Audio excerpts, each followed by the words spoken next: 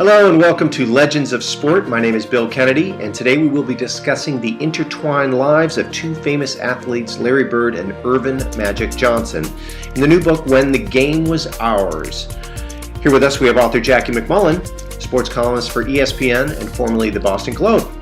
Hey Jackie, thanks for joining us. Hello, thanks so much for having me. Tell us a little bit about your new book. Well, this book shows the parallels between two amazingly talented basketball athletes in the 1980s. It follows every step of Magic Johnson and Larry Bird's career and friendship. And why did you decide to write this book now, so many years after their competitive days have gone?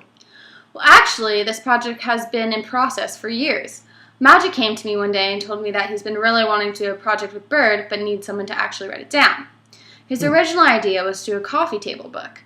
In short, that idea kind of fell apart, but I'm glad it did because it gave us the opportunity to collaborate and write this book together. So, in your book, at what stage do we meet Magic and Bird? Well, I chose to introduce them at a college all-star international round-robin competition in 1978, where they met for the first time as teammates. Magic was only 18 and Bird 21 at the time. Wow. What was the reaction between those two players when they hit the court for the first time? Both players were blown away by each other's incredible talent. Their encounter influenced their competitive nature. In fact, Magic told me that when he first played with him, he said, "I'm not going to let this guy upstage me." So, was their college years a big factor in their professional success? Bird was a true Hoosier, a farm boy who decided to stay close to home going to Indiana State. College was very important to him because no one in his family has ever graduated.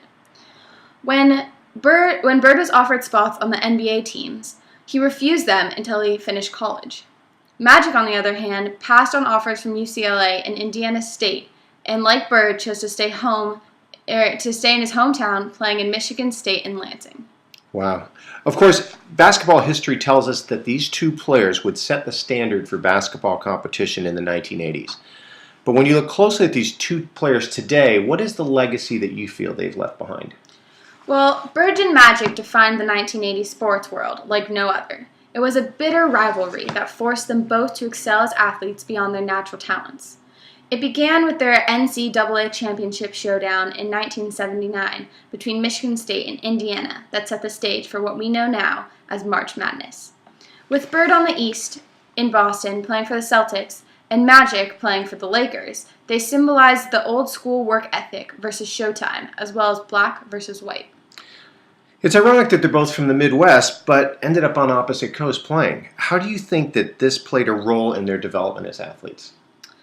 Interestingly enough, Magic and Bird didn't have a real conversation until 1985, when they were shooting a commercial together.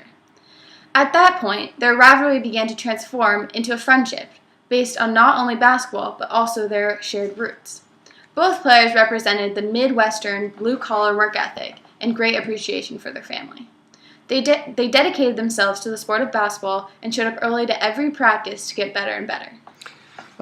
Tell us a little bit about the latter days of their professional basketball career. Well, sadly, Magic's career ended early with his HIV illness, and it's ironic because a year later, Bird retired due to chronic back problems. Though through Magic's tragedy and Bird's retirement, the bond between these two players grew stronger than ever, but this time as friends, not competitors. Tell us about the letters from Magic and Bird at the beginning of your book. Why did you choose to start this book this way and include them? The letters from Magic and Bird give the reader a real first-person glimpse into the feelings behind each other. It's personal, honest, and genuine, and draws the reader into the book from the get-go. It does, indeed. Well, Jackie, thank you so much for coming out today and telling us about this fascinating story behind these two incredible athletes. My pleasure. It was an honor to be here.